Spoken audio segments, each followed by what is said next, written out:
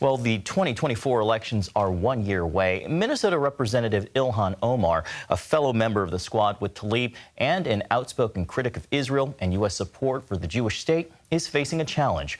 Her opponent is an Iraqi-born Muslim woman who recently visited Israel, to show her support and see how the world is responding to help. CBN's John Wagi reports from Jerusalem. Congressional candidate Dalia Al-Akidi traveled from Minnesota to see the situation for herself and contribute to Israel's war effort. I decided to come to Israel to show solidarity with the Israelis, to show solidarity with the Jewish people, and to give a message that you are not alone. You are suffering from the exact same illness and hatred that we Muslims have been suffering for ages from radical Islamism and from terrorism. Deputy Mayor Fleur Hassan Nahum invited Al-Akidi to visit a repurposed theater manned by hundreds of volunteers, helping an estimated 30,000 plus evacuees receive basic necessities. This is where we have almost 20 departments of different types of help for the evacuees mainly, but also for families whose husbands or sons have gone to the front lines, psychosocial trauma care. Behind me there is a shop with clothes and books and toys for evacuees to take anything they need so they don't lack of anything. Just thousands of volunteers poured in to help. Baghdad-born Al-Akidi, a former journalist, joined volunteers handing out donated items to evacuees now housed in Jerusalem. I covered Iraq when ISIS entered the city of Mosul. I've seen the atrocities of ISIS, and I've seen the atrocities of Al-Qaeda. ISIS and Al-Qaeda combined doesn't even go to what Hamas did since October 7th.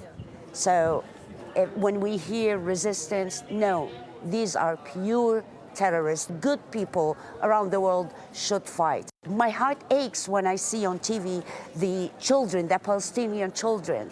It breaks my heart, but guess what? They're not the victims of Israel. They are the victims of Hamas. They are the victims of the Islamic Jihad. Hassan Nahum tells CBN News international media coverage can be fickle concerning the only democracy in the Middle East.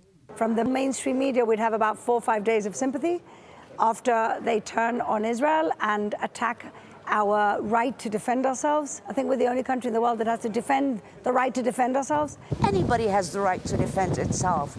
If I am a mother and my daughter and parade her in the street, I would eat these people. For these Hamas terrorists have no morals, and we have to stand on the right side of history. Al-Akidi is in a fierce political race to unseat Representative Ilhan Omar in Minnesota's 5th House District. I came from Minnesota. Basically, it's ground zero for anti-Semitism.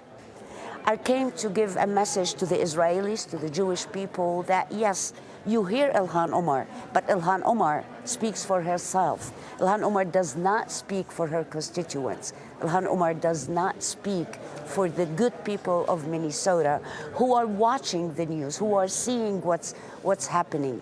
Al-Akidi describes her very personal stand against radical Islam. When ISIS entered the city of Mosul in 2014 and the terrorists persecuted all the Christians there, I went on air and I said, I am the Muslim Sunni. I'm against that. I'm going to wear the cross. And yesterday, I took this, the Star of David, and I'm putting it here until we all reach peace. Hassan Nahum says the war has helped to unify Israeli politicians and expresses her gratitude to Christians supporting Israel. The response and the organization and the collaboration between people who are political opponents has been truly, truly heartwarming. From the horror of what we've experienced, I want to thank all the support that we're getting from the Christian community from all around the world. We know who our friends are, and we thank you. We feel your embrace. John Wagi, CBN News, Jerusalem. Thanks, John, for that report. Gordon? It's an excellent report, and let me underline it. If you were a Palestinian and you expressed any of the sentiments that you just heard, Hamas would try to kill you. And they would likely succeed if you lived in Gaza or if you lived in the Palestinian Authority. That's how brutal they are. Yahya Sinwar, we've started the show with his story. He was imprisoned in Israel 4 life terms. His crime was killing 4 Palestinians for what is so-called collaboration. That means Palestinians who actually want to get along with Israel, that want to say, how can we live together? Instead of holding on to, well, let's drive them out, and from the river to the sea, let's make sure that there's no more Israel.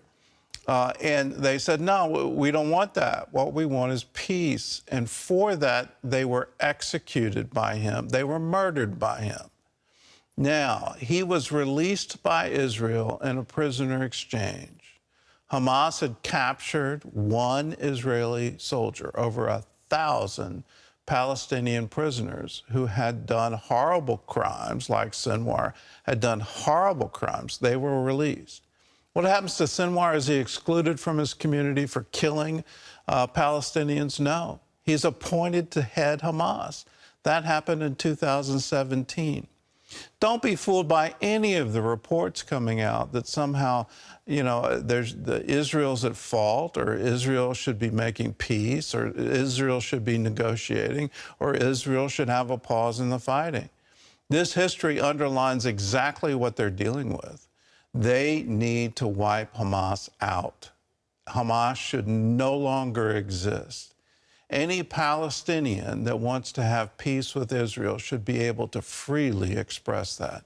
Right now, they're not, because of this murderous regime. Let's call it for what it is. It's an Islamic death cult. There is no negotiation with that. There is no pause in that. We have to stand with Israel and say, this evil needs to stop, and it needs to stop today.